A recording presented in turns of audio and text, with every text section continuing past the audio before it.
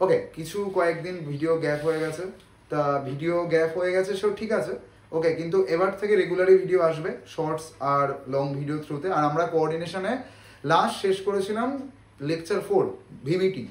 আমাদের ইন্ট্রোডাকশন হয়ে গেছিলো, লিগ্যান্ডের টাইপ হয়ে গেছিলো, নোমেনক্লেচার হয়ে গেছে, ভিভিটি হয়ে গেছে, কিন্তু দুটো টপিক বাকি আছে। একটা হলো ক্রিস্টাল ফিল্ড থিওরি সিএফটি, আর একটা হলো আইসোমারিজম। সো আমি ওখান থেকে কন্টিনিউ করছি আজকে ক্রিস্টাল ফিল্ড থিওরি লেকচার 5, ঠিক আছে? ওকে, দেখো ক্রিস্টাল ফিল্ড থিওরি এইটা হলো সবচেয়ে মডিফাইড থিওরি কোঅর্ডিনেশন কেমিস্ট্রি। মানে এর থেকেও মডিফাইড একটা থিওরি আছে, আমি বলেছিলাম সেকেন্ড লেকচারে বা থার্ড লেকচারে, যে লিগ্যান্ড ফিল্ড থিওরি বলে একটা টপিক আছে, যেখানে ক্রিস্টাল ফিল্ড থিওরি আর ইনঅর্গানিকের মলিকুলার অরবিটাল থিওরি এই দুটোকে কম্বাইন করে লিগ্যান্ড ফিল্ড থিওরি দেওয়া হয়। তো সেটা সবচেয়ে মডিফাইড থিওরি, কিন্তু ওই থিওরিটা আমাদের সিলেবাসে নেই, নিট যেইতেও নেই, 11-12-এও নেই। সো আমরা এখানে লাস্ট যেটা সবচেয়ে মডিফাইড থিওরি আমাদের সিলেবাসে আছে সেটা হলো ক্রিস্টাল ফিল্ড থিওরি। ওকে, আর এই থিওরিটা খুবই ইন্টারেস্টিং, এটা ভালো লাগবে না এটা হতেই পারে না, তোমার প্রচন্ড ভালো লাগবে এই টপিকটা, ঠিক আছে? কিন্তু একটু মডেল, একটু স্ট্রাকচার একটু বুঝতে হবে। প্রথমে তুমি 10-15 মিনিট যদি ফোকাস করে ফেলো তাহলে টপিকটা তোমার এমনি ফ্লোতে যাবে, গো উইথ দ্য ফ্লো, ঠিক আছে? তো ক্রিস্টাল ফিল্ড থিওরি, প্রথম কথা আমি তোমাকে ওয়ার্ডটা ব্রেক করি। ক্রিস্টাল ফিল্ড থিওরি, ক্রিস্টাল কেন বলছে, ক্রিস্টাল ফিল্ড কেন বলছে, থিওরিতে পড়ার কথা, ক্রিস্টাল ফিল্ড ওয়ার্ডটা কেন ইউজ করছে শোনো।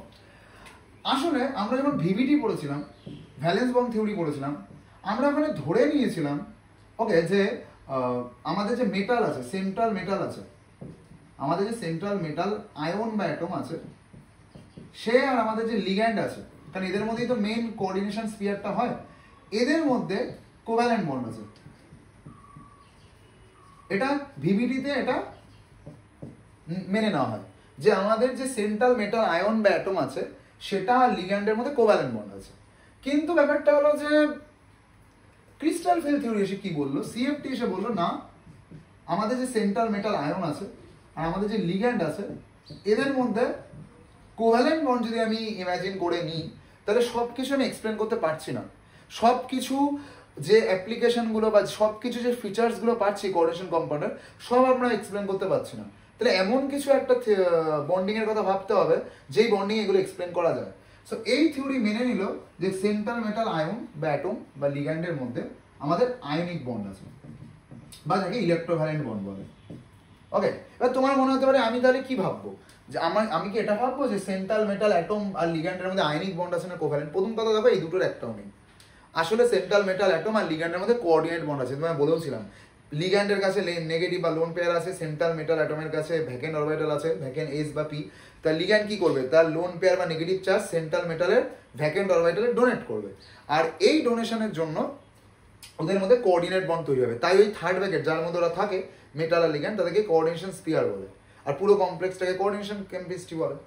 কিন্তু আমরা ভিভিটিতে, এবার একটা কথা আমি বলে দিই, ধরে নাও তোমার কাছে কোনো ডোনার আছে, কোঅর্ডিনেট বন্ডের ব্যাপারটা বুঝে নাও, ডোনার আছে ডি যার কাছে লোন পেয়ার আছে বা নেগেটিভ আছে, আর অ্যাকসেপ্টার আছে যার কাছে ভ্যাকেন্ট অরবিটাল আছে বা প্লাস আছে। তো যখন ডোনার অ্যাকসেপ্টারকে ইলেকট্রন ডোনেট করে তাদের মধ্যে কোঅর্ডিনেট বন্ড হয়। হতে পারে ডোনার তার দুটো ইলেকট্রন, এখানে দুটো ইলেকট্রন আছে, সেই দুটো ইলেকট্রন ডোনেট করছে ডোনার, অ্যাকসেপ্টার সেটা অ্যাকসেপ্ট করছে, তাদের মধ্যে বন্ড তৈরি হচ্ছে, শেয়ার দুজনেই করছে। কিছুটা কোভ্যালেন্ট বন্ডের মধ্যে ফিচার্স মনে হচ্ছে না? কোভ্যালেন্ট বন্ডে কি হয় যে দুজন থাকে, দুজনে একটা একটা করে ইলেকট্রন দেয় আর দুজনেই শেয়ার করে সেই ইলেকট্রনটাকে, এটা বলে কোভ্যালেন্ট বন্ড। কিন্তু যখন কোঅর্ডিনেট বন্ড হয়ে যায় তখন ডোনেট একজন করে দুটো ইলেকট্রনই, কিন্তু শেয়ার দুজনেই করে। তো ওয়ান টাইপ অফ এটাকে কোভ্যালেন্ট বন্ডিং মনে হয়। এই জন্য দেখবে এনসিইআরটি বা বিভিন্ন বইয়ে আমরা কোঅর্ডিনেট বন্ডকে বলি কোঅর্ডিনেট বন্ড, কিন্তু লেখার সময় আমরা কোভ্যালেন্ট বন্ড স্টাইলে লিখি, এটা কোঅর্ডিনেট বন্ডের সাইন, কিন্তু আমরা এই সাইন না দিয়ে এটা দিয়েই বেশিরভাগ করি। কেন?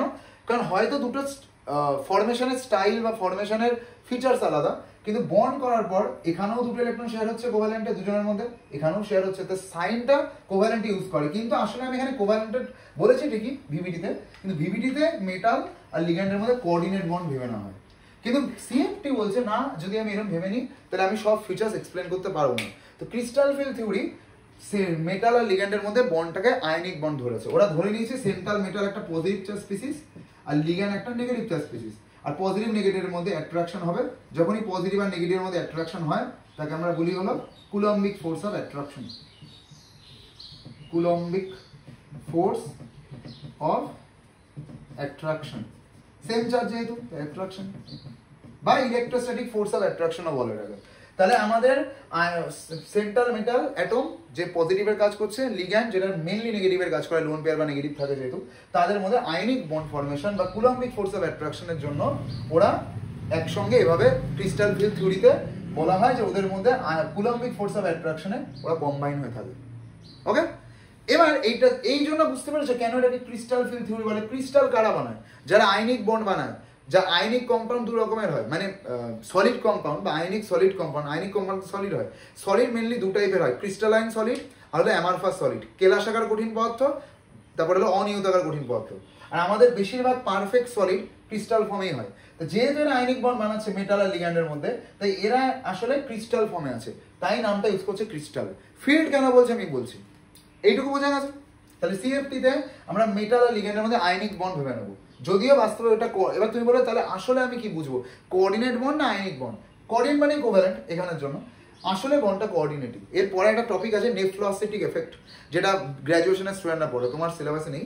ওই নেফ্লোসিটিক এফেক্ট এর পরেই এসেছিল এই ক্রিস্টাল ফিল্ড থিওরির পরে, ভিভিটি মানে এলএফটির আগে, লিগ্যান্ড ফিল্ড থিওরি যেটা বলছে মলিকুলার অরবিটাল থিওরি দিয়ে, তার আগেই এসেছিল। ওই থিওরিতে প্রুভ করে দেওয়া হয়েছে নেফ্লোসিটিক এফেক্ট দিয়ে যে সত্যি কোঅর্ডিনেট বন্ড বা কোভ্যালেন্ট বন্ডই আছে, লিগ্যান্ড আর মেটালের মধ্যে ইলেকট্রন শেয়ার হচ্ছে, ঠিক আছে? সেখানে নেফ্লোসিটিক এফেক্ট এটা প্রুভ করে, সো ওদের মধ্যে কোঅর্ডিনেট বন্ডই আছে। কিন্তু সিএফটিকে এক্সপ্লেন করতে গেলে তোমাকে আয়নিক বন্ড দিয়ে ব্যাপারটাকে ডিল করতে হবে। দেখো এটা হয়ে গেল প্রথম বলা, ক্রিস্টাল ফিল্ড থিওরির প্রথম ফিচার্স, যে মেটাল লিগ্যান্ডের মধ্যে আমরা আয়নিক বন্ড বা কুলম্বিক ফোর্স অফ অ্যাট্রাকশনকে ইমাজিন করে নেবো, ঠিক আছে? এটা তো গেল, এইটুকু হয়ে গেল। এর পরের কথা যেটা, সেটা হলো যে ক্রিস্টাল ফিল্ড থিওরিতে একটা জিনিস ভাবা হয়, ফিল্ড কথাটা মানে কি?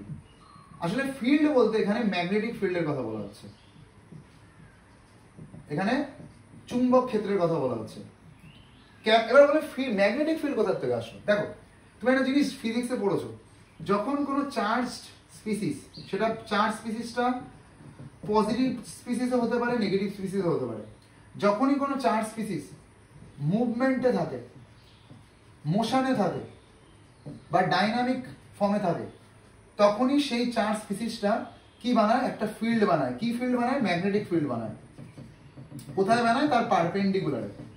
ধরে নাও এটা একটা চার্জ স্পিসিস, এই চার্জ স্পিসিসটা এই দিকে মুভমেন্ট করছে, ধরে নাও এটা এক্স অ্যাক্সিস, তাহলে এর পারপেন্ডিকুলারে ওয়াই আর জেড অ্যাক্সিস হবে। এটা এক্স অ্যাক্সিস, এটা ওয়াই অ্যাক্সিস, এটা জেড অ্যাক্সিস, প্লেনের সঙ্গে পারপেন্ডিকুলার আছে জেড অ্যাক্সিস। তা যেহেতু এক্স অ্যাক্সিস বরাবর তোমার চার্জ স্পিসিসটা মুভমেন্ট করছে, প্রপাগেট করছে, তার পারপেন্ডিকুলারে ওয়াই বা জেড অ্যাক্সিসে তোমার ম্যাগনেটিক ফিল্ড তৈরি হবে। ম্যাগনেটিক ফিল্ড আমরা বি দিয়ে লিখি ফিজিক্সে, বি, আর যেহেতু ভেক্টর কোয়ান্টিটি তাই ভেক্টরের চিহ্ন দিলাম। তাহলে যেহেতু আমাদের চার্জ স্পিসিস মুভমেন্টে থাকলে সেটা ম্যাগনেটিক ফিল্ড তৈরি করবে, ওখান থেকে ফিল্ড কথা আসছে। এবার তুমি বলো এই চার্জ স্পিসিসটা কি? দেখো আমাদের কোঅর্ডিনেশন কম্পাউন্ডে দুজন আছে, মেটাল আছে, সেন্ট্রাল মেটাল আছে, যার কাছে আছে আমাদের ভ্যাকেন্ট অরবিটাল। সেই ভ্যাকেন্ট অরবিটাল তুমি ভিভিটিতে দেখেছো, সেই ভ্যাকেন্ট অরবিটাল এস হতে পারে, পি হতে পারে, মনে নেই? সেই লিগ্যান্ডে সে vacant orbital 4s 4p 4d তে যদি ইলেকট্রন দেয়, sp3d2 হয়ে গেলে outer orbital complex octahedral sp3d2 হাইব্রিডেশন। যদি ইনার d তে দেয় 3d 4s 4p, তাহলে d2 sp3 হাইব্রিডেশন, তাকে বলে ইনার অরবিটাল কমপ্লেক্স, সেটাও অক্টাহেড্রাল হয়। s আর 3টে p তে দিলে sp3 টেট্রাহেড্রাল হয়। একটা ভিতরের d 3d আর একটা s আর দুটো p তে দিলে dsp2 হয়, সেটাতে তোমার কোঅর্ডিনেশন আর 4 স্কয়ার প্ল্যানার হয়। তাহলে লিগ্যান্ড এসে মেটালের ভ্যাকেন্ট অরবিটাল ইলেকট্রন দিচ্ছে, তো দেখেইছো ভিভিটিতে। এবার তাহলে সেন্ট্রাল মেটাল আয়ন বা অ্যাটমের ক্ষেত্রে ভ্যাকেন্ট অরবিটাল আছে spd, আর লিগ্যান্ড আসছে তার কাছে, লিগ্যান্ড যার কাছে আছে লোন পেয়ার বা নেগেটিভ চার্জ, সে অ্যাপ্রোচ করছে কার দিকে? সেন্ট্রাল মেটাল আয়ন বা অ্যাটমের ভ্যাকেন্ট অরবিটালের দিকে সে অ্যাপ্রোচ করছে। Ligand approaches to the central metal atom or ion. Okay, central metal atom বা সেন্ট্রাল মেটাল আয়নের যে ভ্যাকেন্ট অরবিটাল আছে সেখানে লিগ্যান্ড অ্যাপ্রোচ করছে। কি জন্য অ্যাপ্রোচ করছে? কারণ ওখানে গিয়ে ও ইলেকট্রন ডোনেট করবে। আমাদের যে লিগ্যান্ড আছে তার লোন পেয়ার বা নেগেটিভ রূপে সে সেন্ট্রাল মেটাল আয়ন বা অ্যাটমের ভ্যাকেন্ট অরবিটালে ইলেকট্রন ডোনেট করবে, এটাই ওর টার্গেট। এবার তুমি একটা কথা বলো, তার মানে তুমি বলতে চাইছো মেটাল একটা মেটাল আছে, সে মিডিলে বসে আছে, একটা মেটাল আছে সে মিডিলে বসে আছে, আর বিভিন্ন দিক থেকে বিভিন্ন লিগ্যান্ড তার দিকে অ্যাপ্রোচ করছে। এবার সেটা অক্টাহেড্রালি যদি অ্যাপ্রোচ করে তাহলে এইভাবে আসবে, চারটে আসবে ইকুয়েটোরিয়াল পজিশন দিয়ে, দুটো আসবে অ্যাক্সিয়াল পজিশন দিয়ে। তাহলে এই হলো একটা অক্টাহেড্রাল জিওমেট্রি যেখানে চারটে লিগ্যান্ড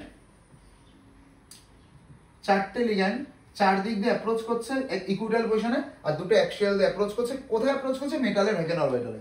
আর লিগ্যান্ডরা কি দিচ্ছে? লোন পেয়ার বা নেগেটিভ। কিন্তু দেখো লিগ্যান্ডরা তো প্রথমেই মেটালের আশেপাশে ছিল না, লিগ্যান্ডরা ছিল মেটাল যদি এখানে থাকে, এই জায়গায় বসে থাকে, লিগ্যান্ডরা তার ইলেকট্রিক ফিল্ড কাকে বলে? যেহেতু মেটাল প্লাস চার্জ, ধরে না এটা একটা প্লাস চার্জ, তার যেটুকু রিজিয়নের মধ্যে সে একটা মাইনাস চার্জ ঢুকে গেলে, মানে মাইনাস চার্জ যদি প্রবেশ করে, এন্ট্রি নেয়, তাকে অ্যাট্রাক্ট করতে পারবে, আর পজিটিভ চার্জ হলে তাকে রিপেল করতে পারবে। ওকে, তাহলে কোনো চার্জের ইলেকট্রিক ফিল্ড বলতে কি বোঝায়? যে একটা কাল্পনিক ফিল্ড, একটা ইমাজিনারি ফিল্ড, সেই চার্জটার আশেপাশে থাকবে, আর সেই ফিল্ডের মধ্যে অপোজিট চার্জ আসলে অ্যাট্রাক্ট করবে, আর সেম চার্জ আসলে রিপেল করবে। তো এই প্লাস, ধরে না মেটালের প্লাস চার্জ এটা, আর সেই মেটালের ইলেকট্রিক ফিল্ড বা ফিল্ডটা এইটুকুর মধ্যে, তার মধ্যে প্রথম থেকেই তো লিগ্যান্ডগুলো থাকবে না, প্রথমেই তো কমপ্লেক্স বানাবে না, প্রথমে তো ফ্রি মেটাল থাকবে, প্রথমে তো মেটাল ফ্রি অবস্থায় থাকবে, একা থাকবে। তারপরে আস্তে আস্তে লিগ্যান্ডরা অ্যাপ্রোচ করবে মেটালের দিকে বিভিন্ন দিক থেকে। কি জন্য অ্যাপ্রোচ করবে? মেটালের ভ্যাকেন্ট অরবিটালে ইলেকট্রন দেওয়ার জন্য।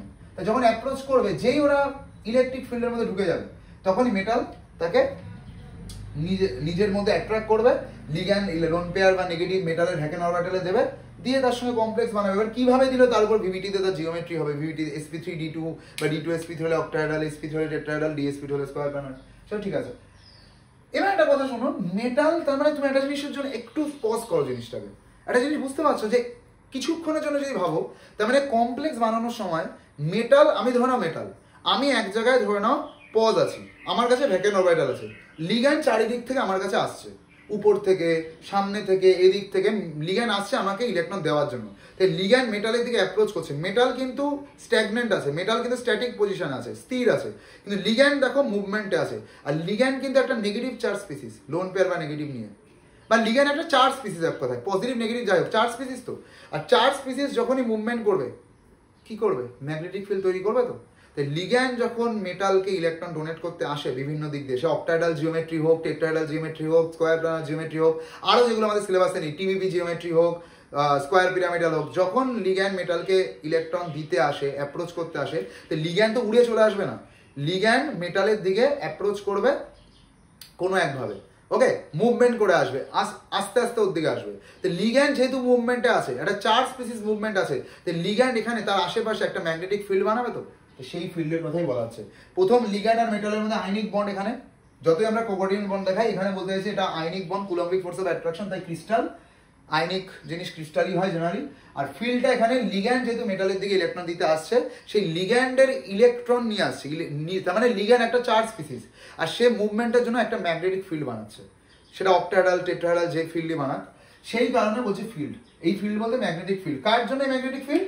লিগ্যান্ডের জন্য, লিগ্যান্ডের দ্বারা তৈরি ম্যাগনেটিক ফিল্ড, তাই এটাকে বলে ক্রিস্টাল ফিল্ড থিওরি। বোঝা গেছে তাহলে ক্রিস্টাল ফিল্ড থিওরি কেন বলে? ক্লিয়ার? এবার আমরা এখানে পড়বো কি আছে এই টপিকটার মধ্যে, সেটা দেখো।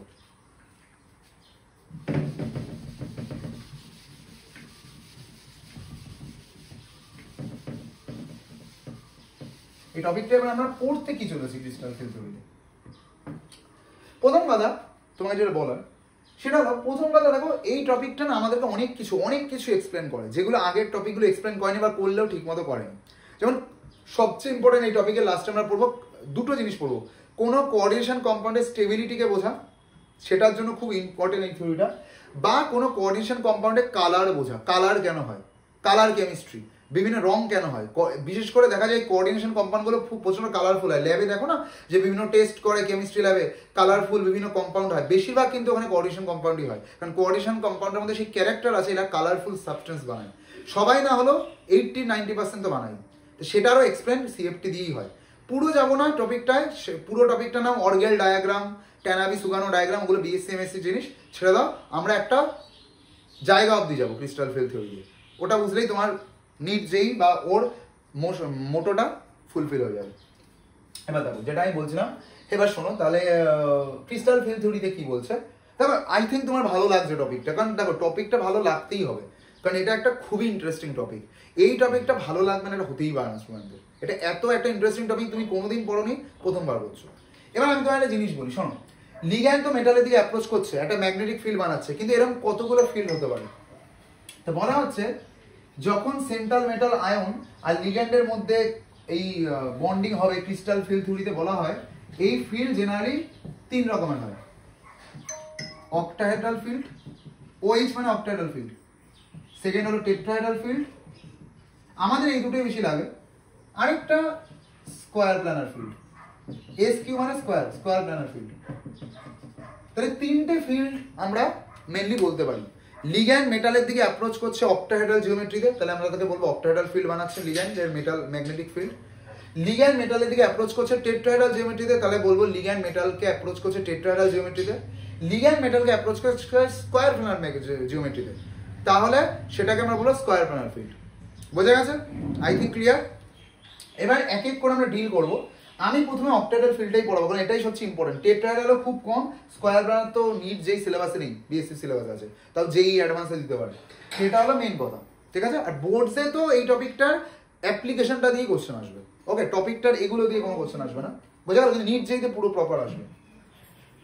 তাহলে এই 3টে ফিল্ডকে আমি এক্সপ্লেন করবো। প্রথম কথা, তুমি জানো অক্টাহেড্রাল ফিল্ড কখন হয়? যখন কোঅর্ডিনেশন নাম্বার 6 হয়।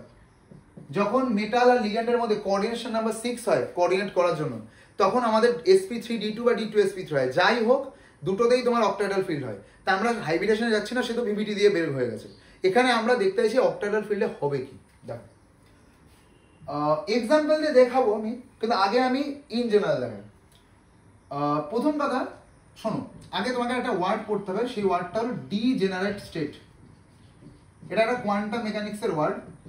ডিজেনারেট স্টেটের মানে হলো same energy state in a subshell. যখন একটাই সাবশেলে অনেকগুলো সেম এনার্জি স্টেট হয়, বা যাকে তুমি অরবিটালও বলো, এই টপিকে তুমি স্টেট না বলে অরবিটাল বলো। যখন তোমার একটাই সাবশেলে অনেকগুলো সেম এনার্জি অরবিটাল হবে, তাদের বলে ডিজেনারেট স্টেট বা ডিজেনারেট অরবিটালস। যেমন উদাহরণ, আমরা জানি এস সাবশেল যদি হয় তাতে একটাই অরবিটাল হয়, তো একটা অরবিটালে আবার কি এনার্জি সেম হবে? একজনই তো আছে। তো এখানে এই ওয়ার্ডটা ইউজ হয় না। এখানে কি হয়? এস হলো নন ডিজেনারেট স্টেট। নন ডিজেনারেট কাকে বলে? নন ডিজেনারেট তাকে বলে যেখানে একটা এনার্জি লেভেলে বা একটা সাবশেলে একটাই এনার্জি অরবিটাল থাকে। যখন একটা সাবশেলে একটাই অরবিটাল থাকে তাকে নন ডিজেনারেট বলে, মানে তার কোনো ডিজেনারেসি নেই। কিন্তু আজ তুমি পিতে চলে আসো, তুমি জানো একটা পি সাবশেলে 3টে অরবিটাল হয়। একটা হয় px, একটা হয় py, একটা হয় pz। সেটা s2p হোক, 3p হোক, 4p হোক, যে কোনো পিতেই 3টে পি সাবশেলে 3টে অরবিটাল হয়, যার মধ্যে তুমি একটাকে বলো 0, একটাকে বলো -1, একটাকে বলো +1। এগুলো কি? এগুলোকে ম্যাগনেটিক কোয়ান্টাম নাম্বার বলে, তাই তো? পির অ্যাজিমুথাল কোয়ান্টাম নাম্বার কত? 1, বা যাকে তুমি সাবসিডিয়ারি কোয়ান্টাম নাম্বার বলো। আর ম্যাগনেটিক কোয়ান্টাম নাম্বার কত? +1, -1, 0। আমি এখানে pz কেই 0 লিখেছি, এর মানে এই ভাবতে হবে না যে pz ই 0 হয়। ওকে, এটা আমি জাস্ট র্যান্ডমলি লিখেছি। py ও +1 হতে পারে, px ও -1 হতে পারে। এটা হলো ম্যাগনেটিক কোয়ান্টাম নাম্বার। তো একটা পি সাবশেলে 3টে এনার্জি অরবিটাল আছে। কিন্তু দেখো, এই 3টে অরবিটালকে তোমার মনে হয়নি কোনোদিন আমরা এই 3টাকে কেন একসঙ্গে এভাবে একই লাইনে আঁকি একসঙ্গে? আমি তো এভাবে আঁকতে পারতাম, কেন আমরা এই 3জনকে একসঙ্গে একই কম্বিনেশন করে আঁকি? আসলে এই 3টে অরবিটাল এনার্জি সেম। এটা কে বলেছিলেন? হুন্ড বলেছিলেন। হুন্ডের মাল্টিপ্লিসিটি রুল। হুন্ড কি বলেছিল? যখন কোনো ডিজেনারেট স্টেট হবে একই সেম সাবশেলে, যেমন এটা পি সাবশেল, তাদের ডিজেনারেট অরবিটাল হবে। যেমন যে কোনো পি সাবশেলে 3টে ডিজেনারেট অরবিটাল হয়, px, py, pz, তাদের এনার্জি সেম হয়। তাই জন্য আমরা 3জনকে একসঙ্গে আঁকি। এই জন্য বলে, তুমি মনে করো কোনো পিতে একটা ইলেকট্রন আছে, তুমি এখানে দিলেও যা এনার্জি পাবে সেই ইলেকট্রনটা তুমি এখানে দিলেও তাই হবে, এখানে দিলেও তাই হবে, আলাদা কিছুই না। কিন্তু দেখতে ভালো লাগে বলে আমরা শুরু থেকে স্টার্ট করি, এখান থেকে দেওয়া স্টার্ট করি। কিন্তু এটা মনে রাখতে হবে যে তুমি এর মধ্যে যে ঘরেই ইলেকট্রন দাও সেম এনার্জি পাবে। হ্যাঁ, কিন্তু হুড আরেকটা কথা বলেছিল, ইলেকট্রন তুমি যখন ভর্তি করবে, ইলেকট্রন যখন কনফিগারেশন করবে, তোমাকে প্রথমে ডিজেনারেট অরবিটাল যারা হয়, ডিজেনারেট মানে এখন দেখি সেম এনার্জি অরবিটাল হবে, তাদের একটা একটা করে ইলেকট্রন দিতে হবে, তারপরে এক্সট্রা ইলেকট্রনটাকে পেয়ার করতে হবে। মানে এখানে প্রথম ইলেকট্রনটা এখানে দিতে হবে, সেকেন্ডটা এখানে, থার্ড এখানে, ফোর্থ গিয়ে পেয়ার করতে পারবে, তার আগে পেয়ার করতে পারবে না, ঠিক আছে? কারণ ওটাও এর সঙ্গে রিলেটেড, ওটাও এই ডিজেনারেসির সঙ্গে রিলেটেড, সেটা আমি যাচ্ছি না, ওটাকে এক্সচেঞ্জ এনার্জি বলে টপিকটাকে। যত বেশি এক্সচেঞ্জ এনার্জি হবে তত বেশি তোমার তাতে স্টেবিলিটি বাড়বে। ওই জন্য একটা একটা করে দেওয়া হয়, হাফ ফিল্ড করা হয়, তারপরে পেয়ার করা হয় এক্সট্রা ইলেকট্রন। তাহলে পি সাবশেলে 3টে সেম এনার্জি অরবিটাল আছে। এবার ডি দেখো, সবচেয়ে ইম্পর্টেন্ট আমাদের জন্য ডি। তাহলে এস এ কোনো ডিজেনারেসি নেই। পি কে কি বলে বলো তো? পি কে ট্রিপলি ডিজেনারেট বলে। 3টে সেম এনার্জি অরবিটাল আছে না, তাই ট্রিপলি ডিজেনারেট। এবার ডি দেখো, ডি তো তুমি সেই পড়ছো কবে থেকে। আমরা জানি ডি তে 5টা অরবিটাল হয়, -2, -1, 0, +1, +2। এটা হলো ডি এর ম্যাগনেটিক কোয়ান্টাম নাম্বার, আর ডি এর অ্যাজিমিথাল কোয়ান্টাম নাম্বার 2 হয়। ওকে, 2 হয়। এবার ডি এর ক্ষেত্রে ডি সাবশেলে 5টা সেম এনার্জি অরবিটাল হয়। তাদের নামও কি ছিল মনে আছে? DXY, DXZ, DYZ, DX² - Y² আর DZ²। 5টা থাকে না এইভাবে। এটা হলো ম্যাগনেটিক কোয়ান্টাম নাম্বারের ভ্যালু, আর এটা হলো ডি এর 5টা অরবিটালের নাম। ডি তো সাবশেলটাকে বলি 5 জনকে একসঙ্গে, কিন্তু নাম এই DXY, XZ, YZ, DX² Y² মানে DX² - Y² DZ²। ওকে, এবার তার মধ্যে কোনটা DZ² কোনটা কি দরকার নেই। কিন্তু দেখো এখানেও তোমার এই 5টা অরবিটাল, এটাকে আমি 5 ডিজেনারেট বলবো, কারণ এই যে 5টা অরবিটাল আছে একই সাবশেলে ডি, 5 জনের এনার্জি কিন্তু সেম, তাই জন্য তুমি একসঙ্গে রাখতে পারছো। এই জন্য কোনো ইলেকট্রন এখানেও দিতে পারো, এখানেও দিতে পারো, এনার্জি সেমই হবে, কিন্তু দেখতে ভালো লাগে বলে আমরা প্রথম থেকে স্টার্ট করি। আই থিঙ্ক তুমি বুঝতে পারছো। তা এই হলো প্রথম কথা। তাহলে আমাদের পি সাবশেলে 3টে ডিজেনারেট অরবিটাল আছে, ডি তে 5টা আছে, এফ আমি আঁকলাম না, এফ এ 7টা আছে, তাই তো এফ এর মধ্যে 7খানা ডিজেনারেট অরবিটাল হয়, কিন্তু এফ লাগবে না আমাদের, এমনকি পিও লাগবে না, আমাদের মেইনলি লাগবে ডি। কেন বলো তো? আমি বলেছিলাম আমাদের কোঅর্ডিনেশন কম্পাউন্ডের থার্ড ব্র্যাকেটের মধ্যে যে সেন্ট্রাল মেটাল হয়, যার ভ্যাকেন্ট অরবিটাল আছে, যার মধ্যে লিগ্যান্ড এসে ডোনেট করে, সেই মেটাল জেনারেলি কোন অরবিটালের হয়? ফার্স্ট লেকচারে বলেছিলাম জেনারেলি ওটা ডি অরবিটালের হয়, তাই তো। মেইনলি ট্রানজিশন মেটাল হয়, 3 থেকে 12 গ্রুপে যারা আছে। তো যেহেতু ওরা ডি অরবিটালের হয়, তো আমাদের ডি সাবশেলটাই তো লাগবে, ডি এর এই 5টা ঘরই তো লাগবে, DXY, YZ, XZ, DX² - Y² DZ²। বুঝে গেল? তো এটা হলো ডিজেনারেট অরবিটাল। এবার তোমার মনে হয় যে এটা কি সারা জীবন ডিজেনারেট থাকবে? তুমি যদি ওকে ডিস্টার্ব না করো, তুমি যদি এই 5টা ডি অরবিটালকে ডিস্টার্ব না করো, এরা যদি নর্মাল মেটালের মধ্যে থাকে, মেটালের মধ্যেই তো এই 5টা ডি অরবিটাল আছে, কোনো ডি ব্লকের মেটালের, যদি নর্মালি থাকে তাহলে সারা জীবন এই 5 জনের এনার্জি সেমই থাকবে, এভাবেই থাকবে। কিন্তু তুমি যদি একে ডিস্টার্ব করো, এবার বলবে ডিস্টার্ব কি করে করা যায়? ম্যাগনেটিক ফিল্ডের মধ্যে দিয়ে দাও এই 5টা, মানে ধরে নাও এই যে অ্যাটমটা, যার মধ্যে ডি ব্লকের যে মেটালটা, যার মধ্যে এই ডি এর 5টা অরবিটাল আছে, তাকে কোনো একটা স্ট্রং ম্যাগনেটিক ফিল্ডের মধ্যে দিয়ে দাও, যার মানে নর্থ আর সাউথ পোলের মধ্যে তাকে প্রবেশ করিয়ে দাও। দেখবে এই ম্যাগনেটিক ফিল্ডের পাওয়ারে এই ডিজেনারেসি ব্রেক হয়ে যাচ্ছে। ঠিক আছে, ডিজেনারেসি ব্রেক হয়ে যাচ্ছে। কিভাবে ব্রেক হচ্ছে সে আমি বলবো, কিন্তু ডিজেনারেসি ব্রেক হয়েছে মানে এই 5টা অরবিটাল আর একসঙ্গে থাকছে না, এরা কিছু 5টা যে অরবিটাল, সে 3টে দুটো সেটে ভেঙে যাচ্ছে, মানে একটা 3টে সেটে ভেঙে যাচ্ছে ট্রিপলি, আর একটা ডাবলি দুটো সেটে। এটা অক্টাহেড্রাল জিওমেট্রিতে এটা হয়, টেট্রাহেড্রাল জিওমেট্রিতে এটা হয়, স্কয়ার প্ল্যানার সেটা হয় না, স্কয়ার প্ল্যানার আবার একটু অন্যরকম হয়। তাহলে অক্টাহেড্রাল আর টেট্রাহেড্রাল জিওমেট্রিতে যখন লিগ্যান্ডরা মেটালের সঙ্গে অক্টাহেড্রাল জিওমেট্রি বানাবে, কখন হয়? যখন কোঅর্ডিনেশন 6 হয়। কোঅর্ডিনেশন 4 হলে লিগ্যান্ড মেটালের সঙ্গে কোঅর্ডিনেট করার পর, সে তো দুটো কেস হয়, sp3 dsp2। sp3 হলে টেট্রাহেড্রাল হয়, dsp2 হলে স্কয়ার প্ল্যানার হয়। আমি sp3 কথা বলছি। যখন টেট্রাহেড্রাল জিওমেট্রি বানায়, সেখানেও দেখবে এই 5টা ডি অরবিটাল 3 আর 2 এর সেটে ভেঙে যাচ্ছে, ট্রিপলি আর ডাবলি। কি বললাম বুঝতে পেরেছো? তো এটা মেনলি লিগ্যান্ড কি করে অ্যাপ্রোচ করছে তার উপর ডিপেন্ড করে। লিগ্যান্ড 3 ডাইমেনশনে তার কাছে মেটালের কাছে কি করে আসছে, কি করে ইলেকট্রন দিচ্ছে, তার কারণে এই ঘটনাটা ঘটে। এবার সেটার আগে আমি তোমাকে এই 5টা ডি অরবিটালের ছবি একবার আঁকিয়ে দেখাবো, যেটা তুমি অ্যাটমিক স্ট্রাকচারও পড়তে, তাহলে তুমি বুঝতে পারবে কেন ট্রিপলি আর ডাবলি ডিজেনারেটসিতে ভেঙে যায় স্ট্রং ম্যাগনেটিক ফিল্ডের মধ্যে দিলে। এবার তুমি বলবে স্ট্রং ম্যাগনেটিক ফিল্ড এখানে কি করে দেয়? এখানে তো স্ট্রং ম্যাগনেটিক ফিল্ড দেওয়ার দরকার নেই, আমাদের লিগ্যান্ডরাই তো ম্যাগনেটিক ফিল্ডের কাজ করছে। বললাম না, লিগ্যান্ডরা ইলেকট্রন বা নেগেটিভ চার্জ নিয়ে মেটালের কাছে, মেটালের ভ্যাকেন্ট অরবিটাল ইলেকট্রন দিতে আসছে।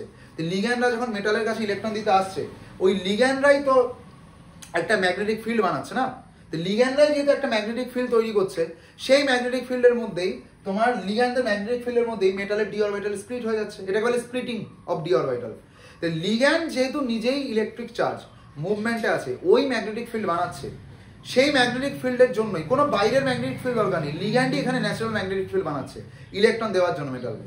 সেই ম্যাগনেটিক ফিল্ডের জন্যই লিগ্যান্ড মেটালকে যখন ইলেকট্রন দিতে আসছে, সেই ম্যাগনেটিক ফিল্ডের পাওয়ারে মেটালের যে ডি অরবিটাল আছে ডিজেনারেসি, সেই ডিজেনারেসি 3 আর 2 এর সেটে ভেঙে যায়। সেটা অক্টাহেড্রালে হয়, টেট্রাহেড্রাল হয়, স্কয়ার প্ল্যানার একটু অন্যরকম হয়, সেটা আমাদের সিলেবাসে অতটা নেই, সেটাই আমি দেখাবো। কিন্তু তার আগে কেন 3টে দুটো সেটেই ভাঙে, সেটার আগে তার জন্য তোমাকে ডি এর 5টা অরবিটালের ছবিটা একটু দেখতে হবে। ঠিক আছে, সেটা একটু দেখে নিই আমরা। তো এই অবধি বুঝেছো ডিজেনারেসি কি। তারপরে আমি কোঅর্ডিনেশন 6 এর কথা পরে বলছি, এখন বলি।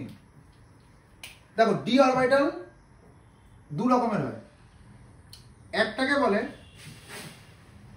In between the Axis orbitals. In between the Axis, Axis কখন বলে আর অ্যাক্সিস কখন বলে? অ্যাক্সিস হলো যখন একটা অ্যাক্সিসের কথা বলে সিঙ্গুলার, আর যখন প্লুরাল হয়ে যায় তখন তাকে অ্যাক্সিস বলে। In between the axis orbital, orbitals, D orbitals. যে ডি অরবিটাল গুলো অ্যাক্সিসের মাঝখানে থাকে, কিরকম ভাবে? ধরে না এটা তোমার এক্স অরবিটাল, এটা প্লাস এক্স, এটা মাইনাস এক্স, এটা প্লাস ওয়াই অরবিটাল, এটা মাইনাস ওয়াই অরবিটাল। আর ধরে নাও তোমার, আর মনে আছে কারো ডি অরবিটাল যেরকম দেখতে? ডি অরবিটাল আসলে অনেকটা দুটো ডাবল ডাম্বেল, এরকম দুটো ডাম্বেল থাকে, আর সেই দুটো ডাম্বেলের একটাই ডাম্বেল প্লাস প্লাস হয়, আরেকটা ডাম্বেল মাইনাস মাইনাস হয়, তাই তো? এটা হলো ডি অরবিটালের শেপ, ডবল ডাম্বেল। অনেকে বলে ফুলের মতো দেখতে, যাক এটাকে ডবল ডাম্বেল বলে। ডি অরবিটাল ডাম্বেলের মতো হয়, সে তুমি ডি এক্স ওয়াই বলো, ওয়াই জেড বলো, যা ইচ্ছা বলো, শুধু একজনকে বাদ দিয়ে, ডি জেড স্কোয়ারকে বাদ দিয়ে, সে ডবল ডাম্বেল হয় না, তার একটা ডাম্বেল ছোট হয়ে যায়, একটা বড় হয়ে যায়। যাক, তাহলে এই হলো ডি অরবিটাল। এবার এটার নাম কি দেবো? এটাকে বলবো ডি এক্স ওয়াই। কেন? কারণ দেখো ধরে নাও তোমার এটা হলো তোমার, ধরে নাও এক্স ওয়াই প্লেন, আমার ফোনটা ধরে নাও এক্স ওয়াই প্লেন, আর এটা ধরে নাও এই ফোনটা, এটা এটা এক্স অ্যাক্সিস ফোনের, এটা এটা ওয়াই অ্যাক্সিস, এটা এক্স, এটা ওয়াই অ্যাক্সিস, আর ফোনের পারপেন্ডিকুলার আছে জেড অ্যাক্সিস। ওকে, তো যেহেতু এটা এক্স ওয়াই প্লেন, এর মধ্যে যদি আমি কোনো ডি অরবিটালকে বসিয়ে দিই, তাহলে ওটাকে বলবো এক্স ওয়াই প্লেনের ডি অরবিটাল, তার নামই দিয়ে দিয়েছে ডি এক্স ওয়াই। তাহলে যে ডি অরবিটাল এক্স ওয়াই প্লেনে, ধরে না আমার বোর্ডটাই এটা এক্স, এটা ওয়াই অ্যাক্সিস, এটা এক্স অ্যাক্সিস, এটা ওয়াই অ্যাক্সিস, আমি যদি কোনো ডি অরবিটালকে এই বোর্ডের মধ্যে চিপকে দিই, তাহলে সেই ডি অরবিটালটা বলে ডি এক্স ওয়াই। কিন্তু শুধু ওটুকু হলে হবে না, ডি ডি এর আরেকটা কথা, অরবিটালের যে এই যে অরবিটালের যে এই যে মোটা অংশগুলো, এগুলোকে কি বলে? এগুলোকে লোব বলে, লোব। আর এই যে মাঝখানে যে পয়েন্ট, এটা বলে নোড। নোড মানে কি? যেখানে কোনো ইলেকট্রন ডেনসিটি নেই। অরবিটালে যেখানে কোনো ইলেকট্রন নেই তাকে নোড বলে। এখানে ইলেকট্রন ডেনসিটি 0, এখানে ইলেকট্রনকে খুঁজে পাওয়ার চান্স 0। আর লোব মানে যেখানে ইলেকট্রন ডেনসিটি সবচেয়ে হাই। অরবিটালে যেখানে ইলেকট্রন ডেনসিটি সবচেয়ে হাই তাকে বলে লোব। যেমন এখানে ডিতে 4টে লোব আছে, ওকে, মানে সব জায়গায় ইলেকট্রন ভরেও আছে, ওকে, মানে এই জায়গাগুলো দিয়েই ডি অরবিটাল ইলেকট্রন শেয়ার করে, ঠিক আছে, মেটালের ডি অরবিটাল। আর নোড মানে সেখানে কোনো ইলেকট্রন নেই। নোড জেনারেলি সবসময় অরিজিনে লাই করে, ঠিক আছে, অরিজিনে লাই করে। তাহলে দেখো তোমার লোবগুলো যখন ইন বিটুইন দ্য অ্যাক্সিস হবে, অ্যাক্সিস বরাবর নেই কিন্তু অ্যাক্সিসের মাঝখানে আছে, তখন তাকে বলে in between the axis D orbital, যেমন D x Y, X Y প্লেনে আছে। এবার এটাই আমি যদি এক্স ওয়াই প্লেন না নিয়ে, এটা আমি যদি এক্স জেড প্লেন নিয়ে নিতাম, সেম ভাবেই ছবি আঁকতাম। মানে এবার এখানে এই ছবিটা কি জানো? এই ছবিটা তোমার এক্সটা হলো এই অ্যাক্সিসটা, ওয়াই এটা, আর জেড পারপেন্ডিকুলার আছে। দেখো জেড অ্যাক্সিস বরাবর তোমার ডি অরবিটালের কোনো পোরশন নেই, যা আছে সব এক্স ওয়াই প্লেনে, তাই ডি এক্স ওয়াই। এবার আছে এটা এক্স অ্যাক্সিস, এটা জেড, ওয়াই আছে পারপেন্ডিকুলার, কিন্তু তোমার ডি অরবিটাল লাই করছে in between the x Z Axis, তাই এটাকে বলে ডি এক্স জেড। একইভাবে ডি ওয়াই জেড হবে, এটা ওয়াই, এটা জেড, তাহলে এক্স তখন পারপেন্ডিকুলার আছে, এটা হলো ডি ওয়াই জেড। তাহলে দেখো এই যে তিনটে অরবিটাল আছে ডি এর, এই তিনটে অরবিটালই দেখতে পাচ্ছ ইন বিটুইন দ্য অ্যাক্সিস আছে, অ্যাক্সিসের মাঝখানে। কিন্তু এবার আরো দুটো ডি অরবিটাল যারা আছে তারা দেবে along the Axis, along the axis D orbitals. যেমন ধরুন এটা এক্স অ্যাক্সিস, এটা ওয়াই অ্যাক্সিস, আর একটা ডি অরবিটাল আছে এইভাবে, প্লাস প্লাস আর মাইনাস মাইনাস। ওকে, তো যেটা বলছিলাম যে আমাদের ডি অরবিটাল দু টাইপের হয়। In between the axis D orbital মানে যারা অ্যাক্সিসের মাঝখানে থাকবে, যেমন D x Y, x Z, Y Z, okay, আর আরেকটা অ্যাক্সিস তাদের সঙ্গে পারপেন্ডিকুলার থাকবে, তারা অ্যাক্সিসের মাঝখানে আছে, অ্যাক্সিস বরাবর নেই। কিন্তু অ্যালং দ্য অ্যাক্সিস দুটো ডি অরবিটাল হয়, একটা D x square Y square minus Y square, আর একটা ডি জেড স্কোয়ার। দেখো D x square Y square এটাকে বলে,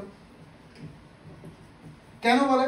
কারণ দেখো এর দুটো lobe X plus x minus X বরাবর আছে, দুটো lobe plus Y minus Y বরাবর আছে, তাই এটাকে বলে D x square minus Y square orbital.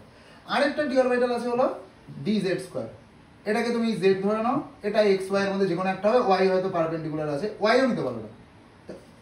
যেটা জেড অ্যাক্সিস বরাবর সেটা খুব বড় লোব হবে, কিন্তু যেটা এক্স ওয়াই প্লেনে আছে সেটা ছোট লোব হবে। মানে এরা সবাই এরম দেখতে হয়, মানে ফুলের মতো বা ডাবল ডাম্বেল, ঠিক আছে। কিন্তু ডি জেড স্কোয়ার একমাত্র অরবিটাল যা যে একটু এরম হয়ে যায়, আসলে তার দুটো লোব সাইজে বড় হয়ে যায় আর একটা লোব কনসেন্ট্রেটেড হয়ে যায়, ছোট হয়ে যায়। ওকে, যাক, এটাও তো along the Axis, Z axis বরাবর। আর এক্স ওয়াই প্লেনে আমার আরেকটা অ্যাক্সিস, মানে দুটো লোব এক্স ওয়াই প্লেনে আছে আর একটা লোব, বাকি দুটো লোব জেড অ্যাক্সিস বরাবর আছে, এটাকে বলে ডি জেড স্কোয়ার। তাহলে আমাদের আসলে যে ডি অরবিটাল আছে সেটা পাঁচটা সেম এনার্জি অরবিটাল হতে পারে, কিন্তু তাদের মধ্যে তাদের দুটো নেচার আছে।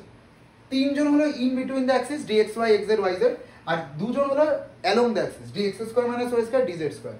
এই যে তিনজন আছে, এই তিনজনের একটা নাম আছে। এই তিনজনকে একসঙ্গে অক্টাহেড্রাল জিওমেট্রিতে, যদি অক্টাহেড্রাল জিওমেট্রি হয়, মানে তোমার লিগ্যান্ড আর মেটালের মধ্যে কোঅর্ডিনেশন নাম্বার যদি 6 হয়, মানে 6টা লিগ্যান্ড মেটালকে কোঅর্ডিনেট করতে আসছে, 6টাও না আসতে পারে, বাইডেন্টেড লিগ্যান্ডও হতে পারে না, বাইডেন্টেড লিগ্যান্ড 3 জনই তো 6 জনের কাজ করে দেয়, কারণ এক একটা লিগ্যান্ড দুটো ডোনেশন করে, যেমন ইথিলিন ডায়ামিন, অক্সালেটো, বাইপিরিডিন, এরা তো একাই দুজনের কাজ করে দেয় না। তো এরা যখন লিগ্যান্ড, অক্সালেটো, এরা যখন লিগ্যান্ড হিসাবে মেটালকে ডোনেট করতে আসবে, তো একাই দুজনের কাজ করে দেয়, তো 3টে হলেও 6 হবে। তো 6 যেভাবেই হোক, বাইডেন্টেডে হোক বা মনোডেন্টেডে হোক, অক্টাহেড্রাল জিওমেট্রিতে মনে রাখবে যে তোমার এই যে তিনজন D x Y x Z Y z, এদের তিনজনকে একসঙ্গে বলে T2G সেট অফ অরবিটালস।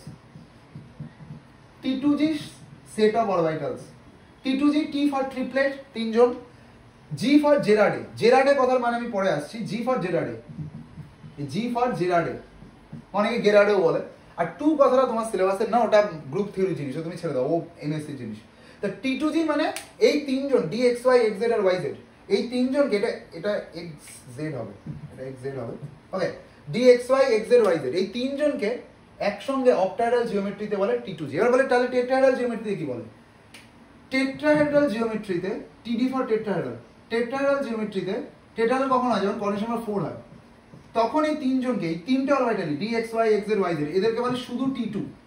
তখন T2G টা লেখে না, জেরাডেটা লেখে না, টেট্রাহেড্রালে T2 বলে এই তিনজনকে, অক্টাহেড্রালে বলে T2G। এবার অক্টাহেড্রালে এই দুজনকে কি বলে যারা আছে? অক্টাহেড্রাল জিওমেট্রিতে এই দুজনকে একসঙ্গে বলে ইজি। ইজি, ই ফর এখানে ডাবলেট, অনেক বলে ডি লেখেনি কেন, ডি ফর আবার ডি অরবিটাল হয়ে যেত, ই এখানে ডাবলেটের কথা বলছে, সো ডাবলেট আর জি ফর জেরাডে। আর টেট্রাহেড্রাল জিওমেট্রিতে কি বলে এদের দুজনকে একসঙ্গে বলে শুধু ই। তাহলে শুধু ই লেখা মানে এই দুটো, টেট্রাহেড্রালে ইজি লেখা মানে এই দুটো, একই ব্যাপার, শুধু নামটা চেঞ্জ করছে। অক্টাহেড্রালে জি আছে, টেট্রাহেড্রালে জিটা নেই, বোঝা গেল? তো এইগুলো ব্যাপার, এগুলো নাম দিয়েছে কারণ ইজি, কারণ এরা একই নেচারের অ্যালং দ্য অ্যাক্সিস, T2G এরা একই নেচারের in between the Axis. Clear? এবার আমি লিগ্যান্ডকে মেটালের দিকে অ্যাপ্রোচ করিয়ে অক্টাহেড্রাল জিওমেট্রিতে তোমায় দেখাবো যে কি কি হয়, ঠিক আছে? এবার তুমি বুঝবে যে আমি কেন বলছি 3টে দুটো সেটে ভেঙে যায় লিগ্যান্ড মেটাল অ্যাপ্লিকেশন, আর অ্যাপ্লিকেশনগুলো বুঝবে। আর যাবো, তার ইনিশিয়াল পার্টটা হয়ে গেছে, এই জায়গাটা বুঝে গেলে এবার টপিকে কিছু নেই। আর একটু একটা জিনিস বুঝতে হবে, তারপরে তুমি সব বুঝে যাবে। আর অক্টাহেড্রালটা বুঝে গেলে টেট্রাহেড্রাল কোনো ব্যাপারই না, টেট্রাহেড্রাল অত ইম্পর্টেন্ট নয়, অক্টাহেড্রালটাই বেশি ইম্পর্টেন্ট। দেখো, যেটা আমি পড়াচ্ছি সেটা হলো স্প্লিটিং অফ ডি অরবিটালস। কি D orbital? Degenerate D orbitals, যাদের energy same. Splitting of D orbitals in octahedral geometry বা অক্টাহেড্রাল ফিল্ড, ফিল্ড বা জিওমেট্রি। মানে তোমার লিগ্যান্ডরা মেটালের সঙ্গে অ্যাপ্রোচ করার সময় অক্টাহেড্রাল জিওমেট্রি বানাবে, মানে কোঅর্ডিনেশন নাম্বার 6 হবে, ঠিক আছে? তো সেই ক্ষেত্রে তোমার যে ডিজেনারেট ডি অরবিটাল আছে তারা স্প্লিট করে যাবে। কি কিসে স্প্লিট করে যাবে? অক্টাহেড্রালে 3টে দুটো সেটে, 3টে যারা একই নেচারের in between the axis T2G, D x Y x Z Y Z, আর দুটো সেটে ডাবলেট যারা E G, D x square minus Y square D Z square. দেখো, এবার দেখো, এই হলো তোমার ডি অরবিটাল। এটা কার ডি অরবিটাল? এটা হলো ফ্রি মেটাল আয়ন, মানে যখন তোমার মেটাল একা বসে আছে, কোনো লিগ্যান্ড তার কাছে এখন আসেনি, তো এটা হলো তার ডি অরবিটালস। 5টা D orbital, D x Y x Z Y Z, আর একই এনার্জিতে আছে। কেন? কারণ এখনো এটা ডিজেনারেট আছে, এরা এখনো ডিজেনারেট আছে, মানে লিগ্যান্ড অ্যাপ্রোচ করেনি, কোনো ম্যাগনেটিক ফিল্ড তৈরি হয়নি। তো কোনো ম্যাগনেটিক ফিল্ড না তৈরি হলে এদের এনার্জি সেমই থাকবে। এবার লিগ্যান্ড এর দিকে অ্যাপ্রোচ করছে, কিভাবে অ্যাপ্রোচ করছে? অক্টাহেড্রালি। কি এবার অক্টাহেড্রালি কিভাবে অ্যাপ্রোচ করে? এই হলো তোমার অক্টাহেড্রাল জিওমেট্রি, ঠিক আছে? এই হলো তোমার অক্টাহেড্রাল জিওমেট্রি। এই অক্টাহেড্রাল জিওমেট্রিতে এই হলো তোমার মেটাল, এই হলুদ বলটা, সেটা আয়রন, নিকেল, যা ইচ্ছা হতে পারে, কোনো মেটাল, ডি ব্লকের মেটাল, সেরকমই কিছু আছে। আর এই যে লিগ্যান্ডগুলো আছে, সেই লিগ্যান্ডগুলো কিভাবে অ্যাপ্রোচ করছে দেখো, চারজন অ্যাপ্রোচ করছে ইন প্লেনে। এই যে প্লেনটা আছে না, মলিকুল প্লেনকে সবসময় এক্স ওয়াই প্লেন ধরা হয়। মানে দেখো তোমার সেন্ট্রাল মেটাল যে প্লেনে বসে থাকে ওটাকে মলিকুল প্লেন বলে। তো মলিকুল প্লেন যেটা হয় সেটা এক্স ওয়াই প্লেন হয়। আর তার সঙ্গে যে লিগ্যান্ডগুলো আছে, এই চারটে লিগ্যান্ড, এরা কিন্তু প্লেনেই আছে, এদেরকে বলে ইকুইটাল পজিশন। আর যেটা প্লেনের বাইরে আছে, এই যে দুটো লিগ্যান্ড, একে বলে অ্যাক্সিয়াল পজিশন, লিগ্যান্ডের সঙ্গে পারপেন্ডিকুলার।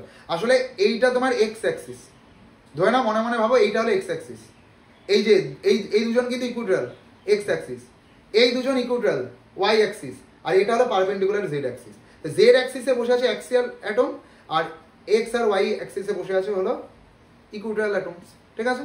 এবার আমি সবকটাই হলুদ নিয়েছি, সাদা বল নিয়েছি, মানে ধরে না সবকটা লিগ্যান্ড সেম, সায়ানাইড, হোমোলেপটিক কমপ্লেক্স।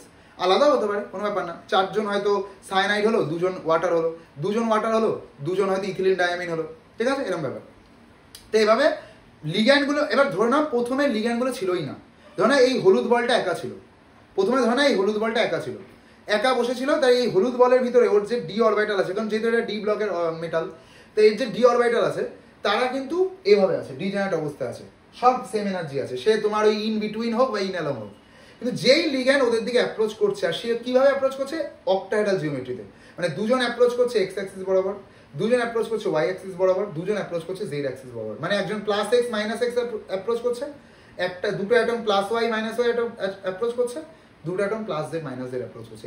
এই অ্যাপ্রোচ করার জন্য তোমার লিগ্যান্ডকে এসে ওরা যখন ইলেকট্রন দেবে, কিন্তু এরা যেহেতু লিগ্যান্ডরা যেহেতু তোমার মানে মেটালকে এসে যখন ইলেকট্রন দেবে ভ্যাকেন্ট অরবিটালে, কিন্তু লিগ্যান্ড যেহেতু চার্জ স্পিসিস, মুভমেন্ট আসবে, মানে প্রথমেই তো লিগ্যান্ড চলে আসবে না। এই যে এই লিগ্যান্ডটা ধরে নাও, এই যে এই লিগ্যান্ডটা ধরে নাও, এটা প্রথমে এরকম জায়গায় ছিল, আস্তে আস্তে মেটালের দিকে অ্যাপ্রোচ করছে, কি নিয়ে এসে? নেগেটিভ বা লোন পেয়ার নিয়ে এসে। যেই এখানে চলে আসলো, এসে লিগ্যান্ডকে লোন পেয়ার ডোনেট করে তার সঙ্গে বন্ড করে ফেললো। এভাবে এটা ধরে না প্লাস এক্স অ্যাক্সিস, তো লিগ্যান্ড এখানে আছে, অ্যাপ্রোচ করছে করে এভাবে এসে লিগ্যান্ড মেটালকে ভ্যাকেন্ট অরবিটাল ইলেকট্রন ডোনেট করে দিল, জুড়ে গেল। এই যে লিগ্যান্ড, এটা যেহেতু চার্জ স্পিসিস, মুভমেন্ট আছে, তাহলে এ কি করবে? এ যখন চার্জ স্পিসিস মুভমেন্টে থাকবে, উপরে নিচে পারপেন্ডিকুলার ম্যাগনেটিক ফিল্ড তৈরি হবে না, নর্থ সাউথ পোল। আর সেটা তো শুধু ও বানাবে না, সব কটা লিগ্যান্ড বানাবে, কিন্তু ওরা সবাই মিলে কিরকম একটা ফিল্ড বানাচ্ছে, ম্যাগনেটিক ফিল্ড, দেখো অক্টাহেড্রাল জিওমেট্রি বানাচ্ছে। তাই এটা বলে অক্টাহেড্রাল জিওমেট্রি বা অক্টাহেড্রাল ম্যাগনেটিক ফিল্ড। আর তাতে তোমার যে মেটালের ডি অরবিটাল আছে ডিজেনারেট অবস্থায়, সেটা ডিজেনারেট থাকবে না, কারণ ম্যাগনেটিক ফিল্ডে ওই পাওয়ারে তোমার এই ডিজেনারেট অরবিটাল ভেঙে যাবে। এবার কি করে ভেঙে যাবে ভাবো, তোমার দেখো অক্টাহেড্রাল শুধু অক্টাহেড্রাল জিওমেট্রির কথা ভাবো। অক্টাহেড্রাল জিওমেট্রিতে লিগ্যান্ডগুলো অ্যালং দ্য অ্যাক্সিস অ্যাপ্রোচ করে, দেখো সব অ্যাক্সিস বরাবর আছে, plus Z minus Z, plus x minus x, plus Y minus Y, সব লিগ্যান্ড দেখো অ্যাক্সিস। মানে আমি যদি একটা ইমাজিনারি অ্যাক্সিস ভেবে নিই, এই আমার মেটাল, এই হলো প্লাস এক্স অ্যাক্সিস, মানে এই হলো এক্স অ্যাক্সিস, এই হলো ওয়াই অ্যাক্সিস, আর এই হলো জেড অ্যাক্সিস। আর আবার লিগ্যান্ডগুলো অ্যাপ্রোচ করে এই অ্যাক্সিস বরাবরই, ওকে, এসে মেটালের সঙ্গে জুড়ে যায়, যেটাকে এইভাবে দেখাচ্ছে, ঠিক আছে? তো যেহেতু অ্যাক্সিস বরাবর লিগ্যান্ডগুলো আসছে ম্যাগনেটিক ফিল্ড নিয়ে, তাই এই যে লিগ্যান্ডের যে ইলেকট্রন আছে, লিগ্যান্ডের কাছে ইলেকট্রন মানে নেগেটিভ নিয়ে আসছে, ওরা চার্জ স্পিসিস, নেগেটিভ স্পিসিস। এর ফলে মেটাল যতই ভ্যাকেন্ট অরবিটাল রাখুক, মেটালেরও কি অরবিটাল ইলেকট্রন নেই? তুমি যখন আয়রন ইলেকট্রন কনফিগারেশন করো 26, তা আয়রনে কি একদম আয়রন পুরো ফাঁকা থাকে না? আয়রনের মধ্যে 26টা ইলেকট্রন থাকে, তো সেটা তার ডি বা এস বা পি ভিতরের ঘরের এস পিতে তো থাকে। তো মেটালের কাছেও ইলেকট্রন আছে, লিগ্যান্ডের কাছেও ইলেকট্রন আছে। তো লিগ্যান্ড যখন মেটালের সঙ্গে কোঅর্ডিনেট করতে আসবে, যেহেতু অ্যালং দ্য অ্যাক্সিস আসছে, তো লিগ্যান্ড মেটালের যে 5টা ডি অরবিটালের মধ্যে যে ডি অরবিটালগুলো অ্যালং দ্য অ্যাক্সিস হয়, কারা দুজন, কারা দুজন এঁকেছি একটাকে, D x square minus Y square আর ডি জেড স্কোয়ার। মেটালের 5টা ডি অরবিটালের মধ্যে দুটো ডি অরবিটাল আছে যারা অ্যালং দ্য অ্যাক্সিস থাকে, D x square minus Y square আর D Z square.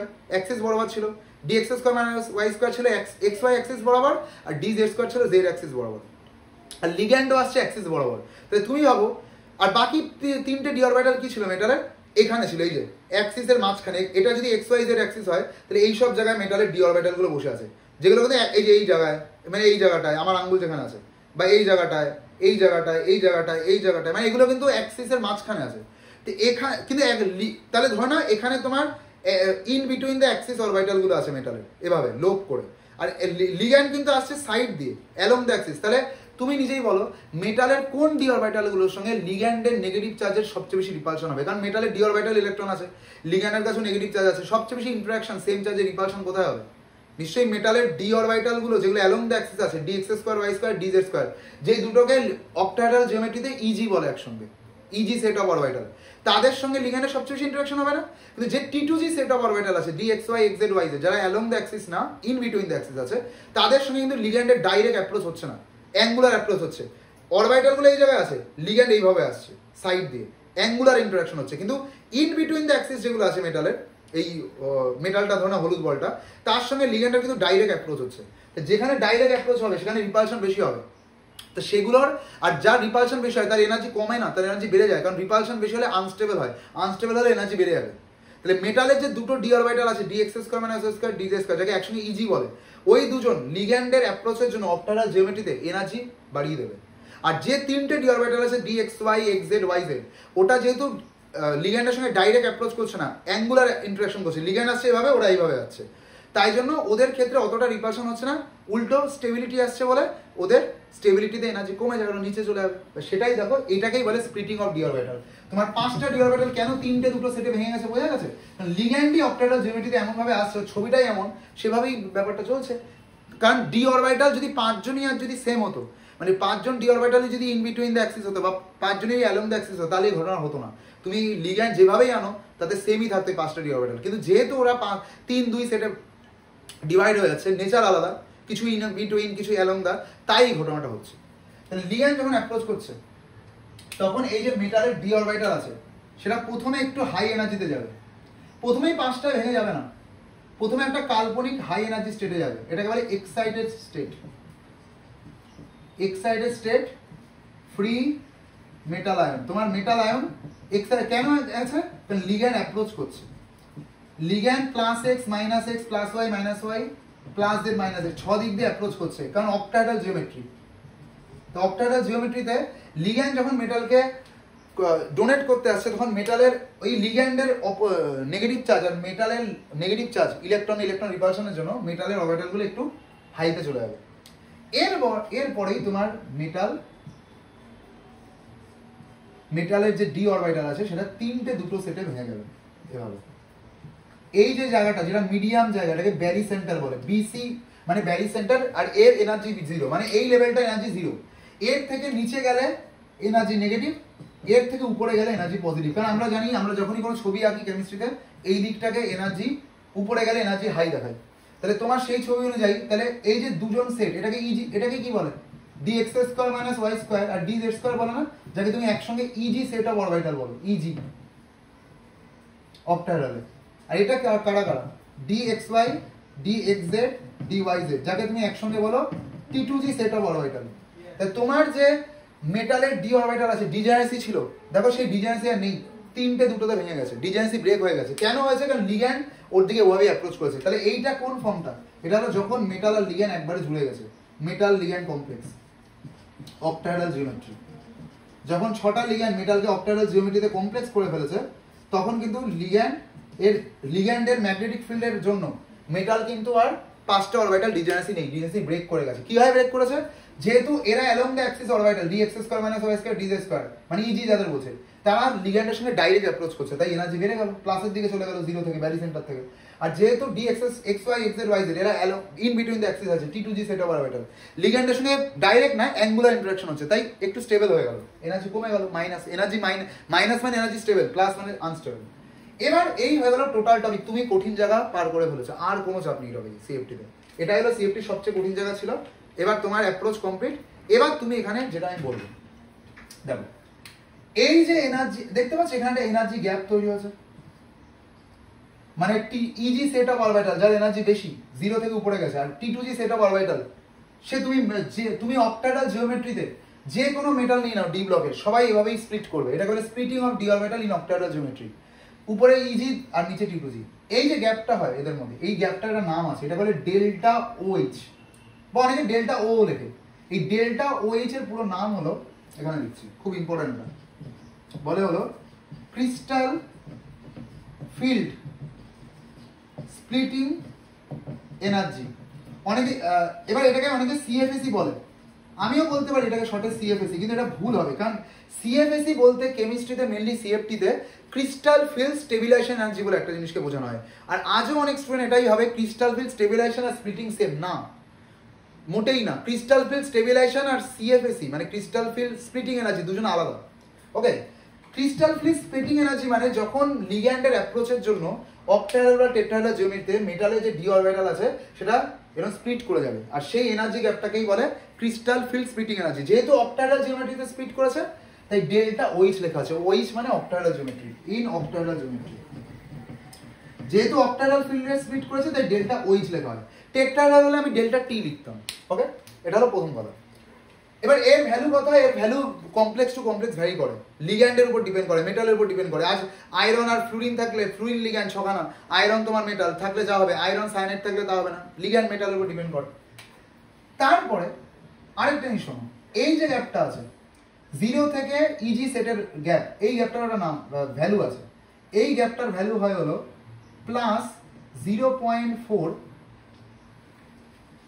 Delta OH বা প্লাস 0.4 ডেল্টা ওইচ, এভাবে বললেও হবে, ঠিক আছে। আর এই যে 0 থেকে নিচে চলে গেল তিনটে সেট, এটার ভ্যালু হয় মাইনাস 0.6।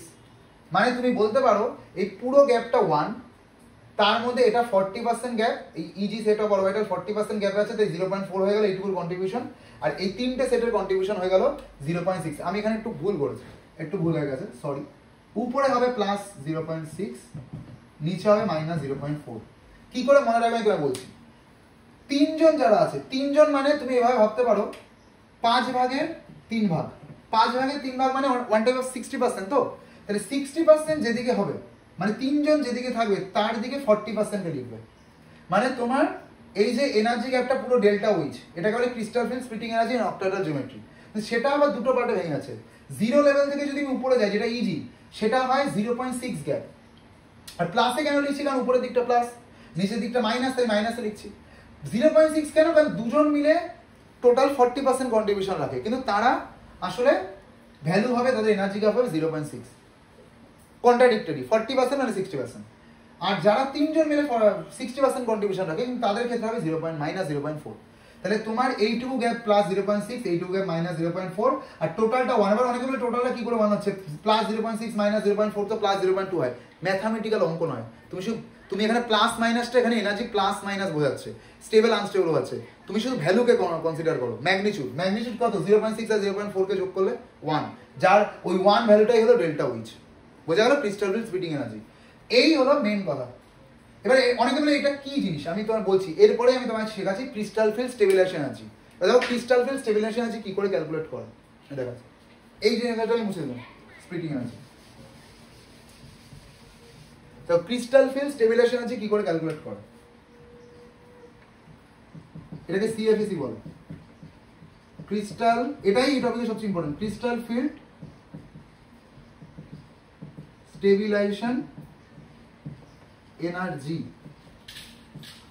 এটার ক্যালকুলেট করার ফর্মুলা হলো x into minus 0.4 plus y into plus 0.6 plus z into pairing energy, p for pairing energy. এই তিনটা হলো টোটাল ফর্মুলা, এটা দিয়ে কোশ্চেন হবে। ওকে, কোনো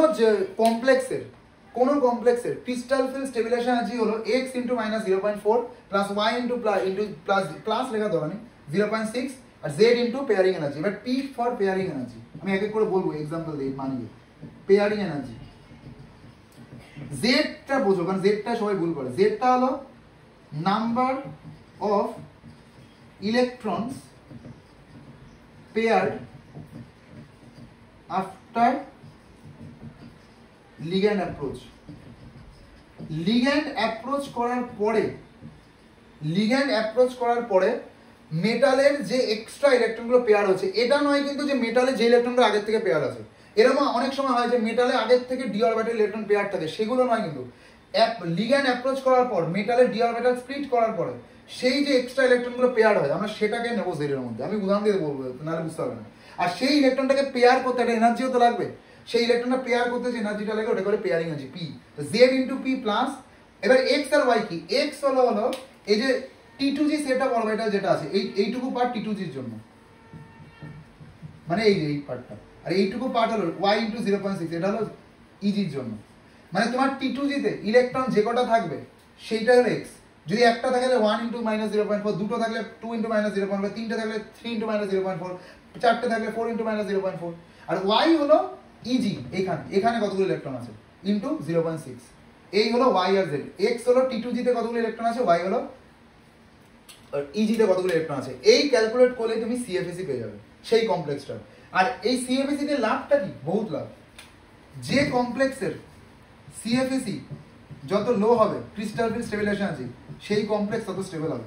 আর আমি এর আগে বলেছিলাম একটা কমপ্লেক্স স্টেবিলিটি, আমি এর আগে এফেক্টিভ অ্যাটমিক নাম্বার দিয়ে বলেছিলাম লেকচার 1-এ, আর লেকচার 2-তে আমি ওটা তোমাকে চিলেটিং লিগ্যান্ড দিয়ে বলেছিলাম। তার থেকেও বেশি ইম্পর্টেন্ট এটা ক্রিস্টাল ফিল্ড স্টেবিলাইজেশন এনার্জি দিয়ে কোঅর্ডিনেশন কমপ্লেক্সের স্টেবিলিটি বলা হয়। যত CFSE ভ্যালু লো হবে, যত লো হবে মানে মাইনাসে হবে, তত কমপ্লেক্স স্টেবল হবে।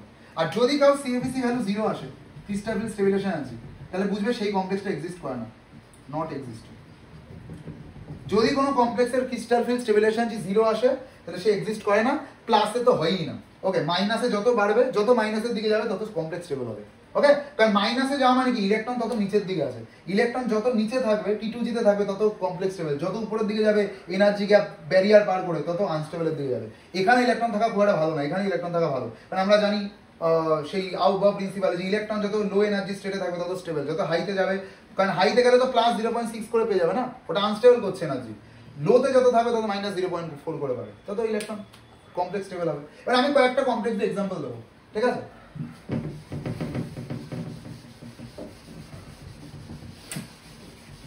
ওকে, এবার অক্টাহেড্রাল জিওমেট্রির স্প্লিটিং অফ ডি অরবিটাল দেখিয়ে দিয়েছি, বুঝিয়ে দিয়েছি। এবার এক্সাম্পল দিয়ে এক একটা করে এক্সপ্লেন করবো।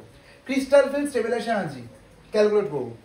প্রথমে আমি সবচেয়ে প্রথম নিয়েছি D1 সিস্টেম, মানে যদি ডি তে কোনো মেটালের একটা ইলেকট্রন থাকে, যেমন এক্সাম্পল স্ক্যান্ডিয়াম H2O6, মানে 6টা ওয়াটার লিগ্যান্ড আছে, স্ক্যান্ডিয়াম আছে +2। তার মানে এখানে স্ক্যান্ডিয়ামের অক্সিডেশন নাম্বার কত, +2, কারণ ওয়াটার তো নিউট্রাল লিগ্যান্ড। আর স্ক্যান্ডিয়াম +2 যদি আমি ইলেকট্রন কনফিগারেশন করি কি হবে, আর্গন 18 4s0 3d1 করে দেখো, তাই হবে। স্ক্যান্ডিয়াম 21 হয় কত, 4s2 3d1। নর্মাল স্ক্যান্ডিয়াম হয় 4s2 3d1 আর্গন। তারপরে তুমি +2 মানে দুটো ইলেকট্রন বের করেছো, আর বের হয় কোথা থেকে ইলেকট্রন, আউটার মোস্ট শেল থেকে, 4s থেকে বের হবে, 3d থেকে না। তাহলে 4s0 3d1 হয়ে যাবে। তাহলে কি D1 সিস্টেম হলো না, শুধু D তে একটা ইলেকট্রন আছে না, তো এটা করে D1 সিস্টেম। মানে এবার D1 সিস্টেম আমি তোমায় বলেছি কারা কারা হতে পারে।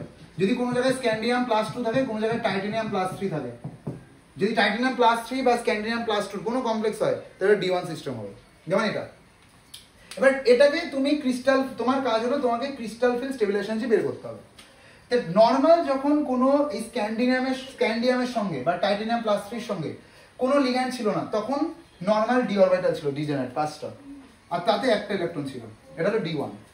যেই তুমি 6টা লিগ্যান্ড ওর দিকে অ্যাপ্রোচ করালে, সেই 6টা ওয়াটার হতে পারে, অন্য কোনো লিগ্যান্ড হতে পারে, মানে অক্টাহেড্রাল জিওমেট্রিতে ডি অরবিটাল স্প্লিট করে যাবে, উপরে EG নিচে T2G, আর তাদের এনার্জি গ্যাপ হবে উপরে +0.6 -0.4, পুরো গ্যাপটা ডেল্টা ওইচ, এটাকে বলে ক্রিস্টাল ফিল্ড স্প্লিটিং এনার্জি। কিন্তু আমরা ক্যালকুলেট করব কমপ্লেক্সের স্টেবিলিটির জন্য স্টেবিলাইজেশন এনার্জি, যেটার ফর্মুলা বলেছিলাম ওকে একটু আগে। তারপর এই যে ডি যে 5টা একটা ইলেকট্রন D1 স্ক্যান্ডিয়ামে, এটা তো যখন লিগ্যান্ড ওর দিকে অ্যাপ্রোচ করেনি, ফ্রি মেটাল হয়নি, কিন্তু যখন কমপ্লেক্স হয়ে গেছে Ml6, মানে এখানে যেমন এটা, তখন তোমার তো এটা স্প্লিট করে যাবে।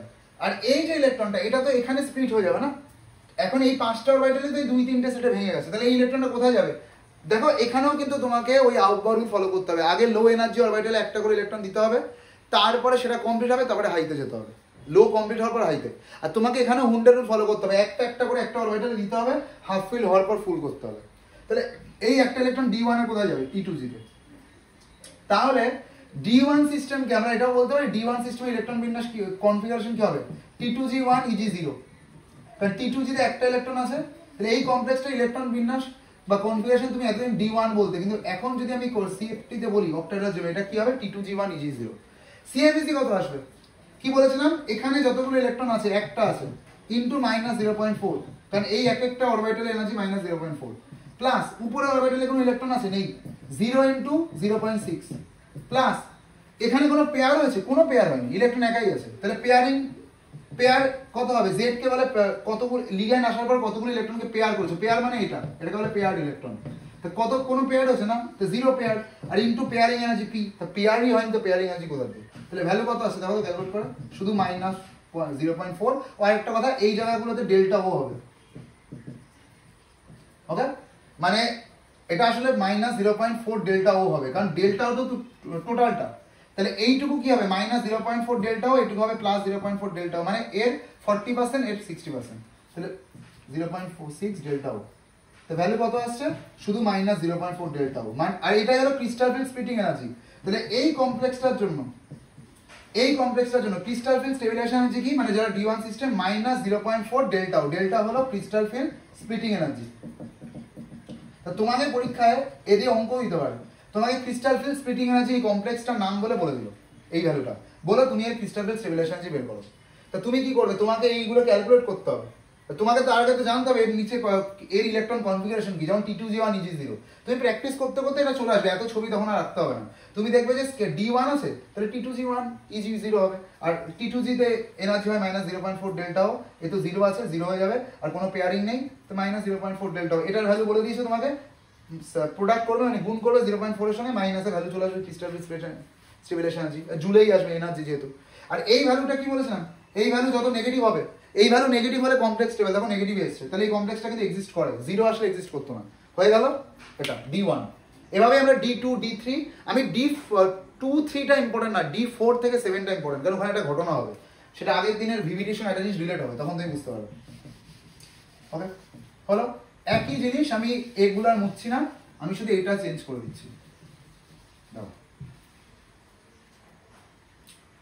এবার দেখো D2 সিস্টেম নিচ্ছি, D2 সিস্টেম কার ক্ষেত্রে হবে, টাইটানিয়াম +2 হলে, ভ্যানাডিয়াম +3 হলে, যেমন একটা কমপ্লেক্স দেখাচ্ছি VH2O হোল 6 3+, দেখো এখানে ভ্যানাডিয়াম +3 আছে, এবার ভ্যানাডিয়াম এমনি হয় হলো 23, ইলেকট্রন কনফিগারেশন করলে হয় আর্গন 18 মানে আর্গনে 18টা ইলেকট্রন, তারপরে 4s2 3d3 হয়, কিন্তু এখানে 3টে ইলেকট্রন বেরিয়ে যাবে, তাহলে 4s 0 হয়ে যাবে, আগে s থেকে দুটো বেরোবে, আর 3টে ইলেকট্রন বেরোবে, D থেকেও একটা বেরোবে, D2, দেখো এটা D2 সিস্টেম, তাহলে D তে দুটো ইলেকট্রন আছে, তাহলে D তে এভাবে দুটো ইলেকট্রন আছে হুন্ডেল রুল অনুযায়ী, কিন্তু এটা তো নর্মাল ফ্রি ডি অরবিটাল, যখন লিগ্যান্ড আসবে এভাবে স্প্লিট করে যাবে, আর সেই দুটো ইলেকট্রন কোথায় যেতে হবে, এখনো লো অরবিটাল T2G এর অরবিটাল এনার্জি ফাঁকা আছে, অরবিটাল ফাঁকা আছে, এখনো ভ্যাকেন্ট আছে, তাই এখানে দিতে হবে।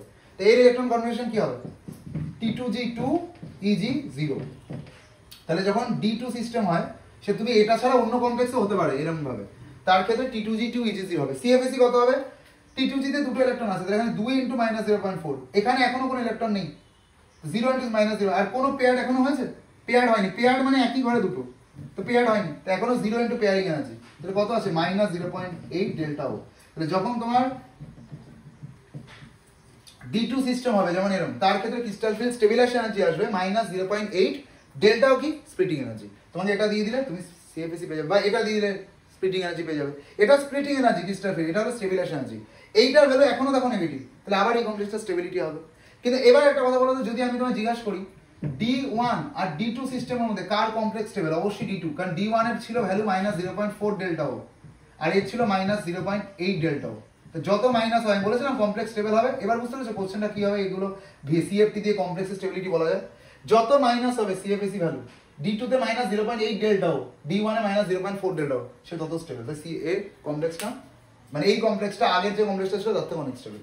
তো এবার বুঝতে পারছো আমি D3 দেখাচ্ছি না, কারণ D3 একই টাইপের হবে, D3 হলে এখানে একটা, এখানে 3টে হবে, T2G3 হবে 3, মানে যদি D3 হয়, যেমন D3 কার ক্ষেত্রে আমি বলে দিচ্ছি, D3 আমি একবার তাড়াতাড়ি দেখিয়ে দিই, D3 হয় হলো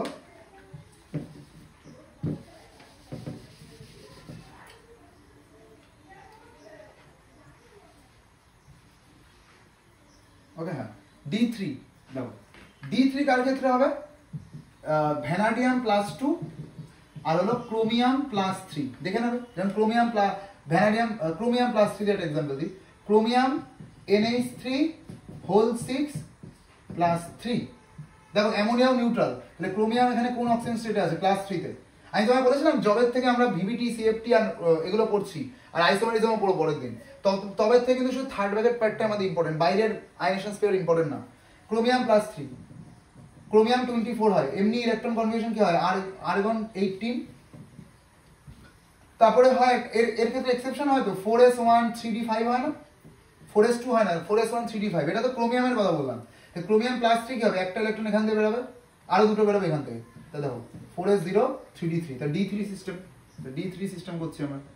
তা তিনটে ইলেকট্রন হবে d তে, তো এখানে তিনটে ইলেকট্রন হবে, t2g এখনো ফাঁকা আছে, তাহলে 3 ইনটু -0.4 ডেল্টা, আর এটা তো 0 আর এটাও 0, কারণ কোনো পেয়ার হয়নি।